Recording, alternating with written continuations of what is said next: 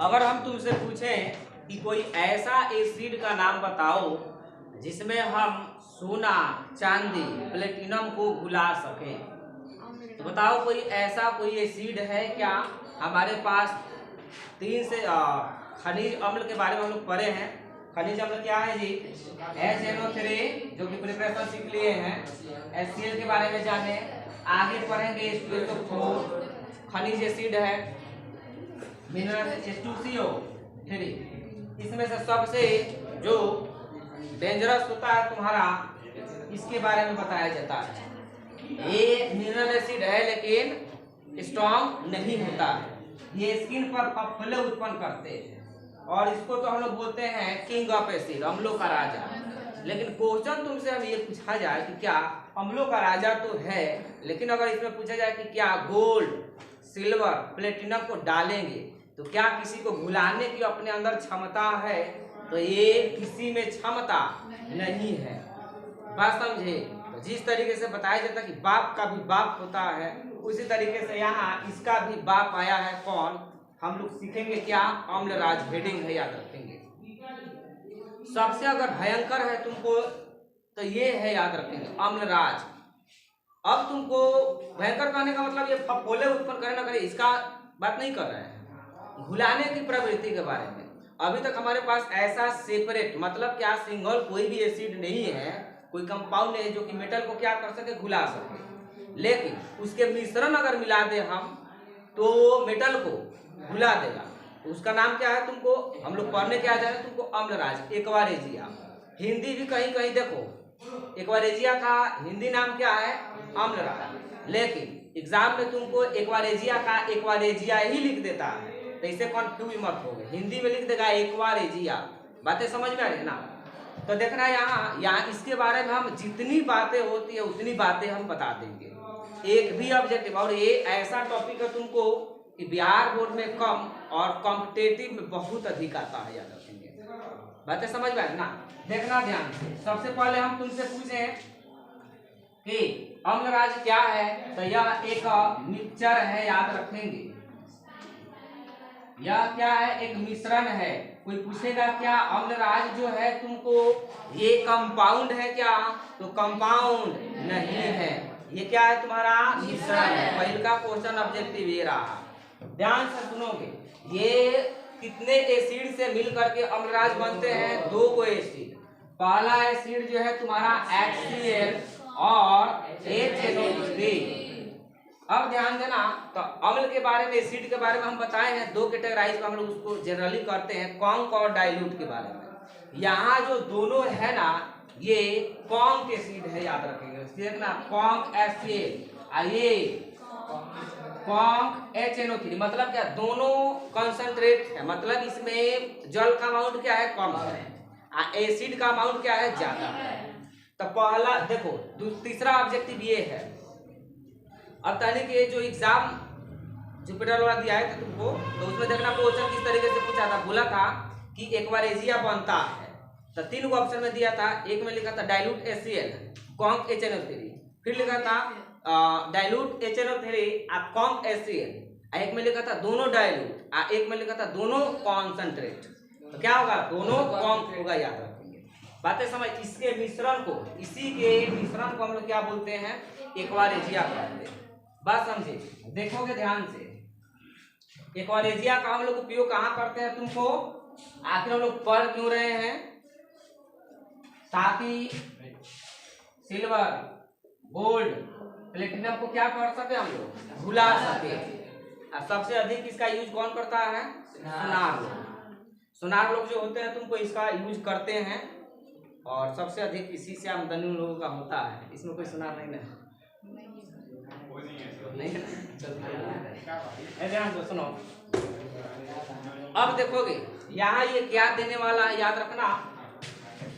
यहाँ देता है NOCl और प्लस में H2O, और यहाँ ध्यान देना ये क्या बना,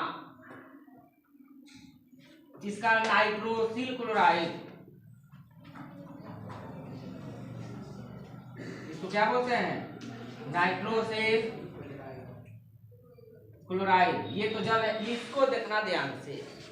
इसको नेसेंट क्लोरीन बोलते हैं। नेसेंट क्लोरीन, इसको हिंदी में बोलते हैं नवजात क्लोरीन। ध्यान से सुनोगे, जैसे हम तुमसे पूछे ये Cl2 है, ये है Cl परमाणु, ये Cl अणु है, ये क्लोरीन का अणु है, ये क्लोरीन का परमाणु। हम तुमसे पूछे कि दोनों में से ज्यादा रिएक्टिव कौन है, तो कौन है? ये है। इससे कई गुना ज्यादा ये है, क्योंकि तो अपना बॉन्ड बना भी चुका है, ये अभी बॉन्ड नहीं बनाया, काफी रिएक्टिव होता है। जैसे हम तुमसे पूछे H2 मॉलिक्यूल हुआ, H परमाणु हुआ, तो इसमें से ज्यादा रिएक्टिव कौन है? उसी तरीके से O2 और U में ज्यादा रिएक्टिव वो है, याद रख, सिंगल रूप में है, काफी अनस्टेबल है, इसलिए ज्यादा रिएक्टिव है। बात समझे कि ना समझे? तो यहाँ देखना, इसमें इस मिक्सचर में एक्वारेजिया में जो रिएक्टिव एक, ये देखो, ये किसी से अब रिएक्शन करने वाला, ये भी किसी से। रिएक्शन को आगे कौन बनाता है? केवल क्लोरीन बनाता है। यार बातें सब, यही जो है तुमको सोना चांदी को घुलाने का काम करता है। सोना हो, चांदी हो, प्लेटिनम को घुलाने का काम किसका है?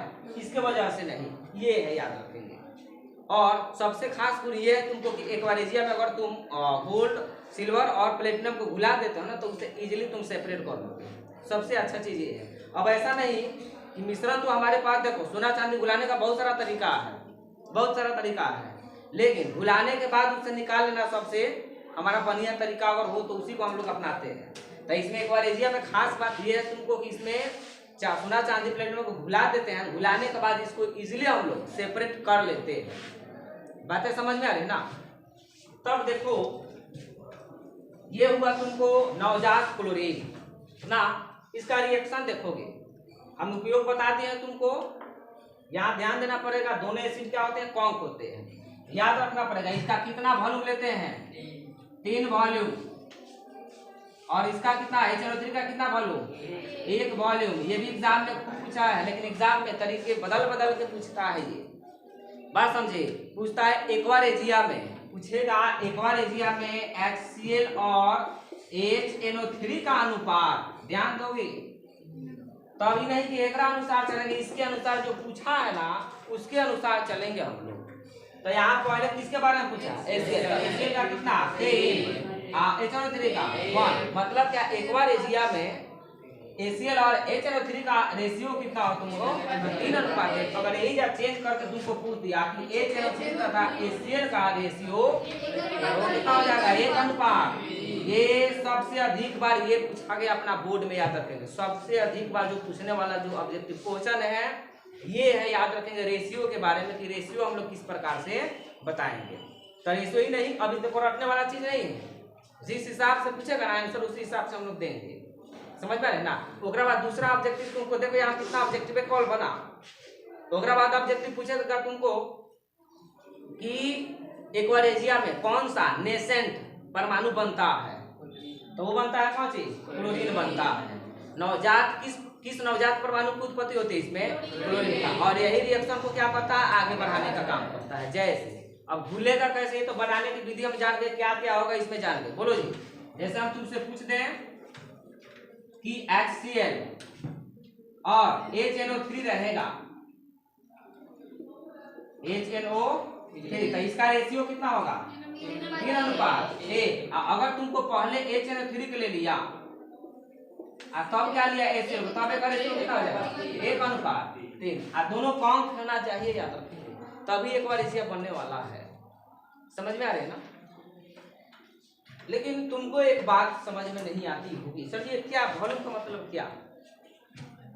ये मतलब हमको बड़ी डाउट क्रिएट करता है कि क्या 3 वॉल्यूम क्या लिए हैं, क्या मतलब, क्या मतलब वॉल्यूम का मतलब ठीक वही समझ रहे हो। तो एक्वारेजिया बनाना है तो अगर 3 लीटर तुम HCl लिए हो तो कितना लीटर चाहिए?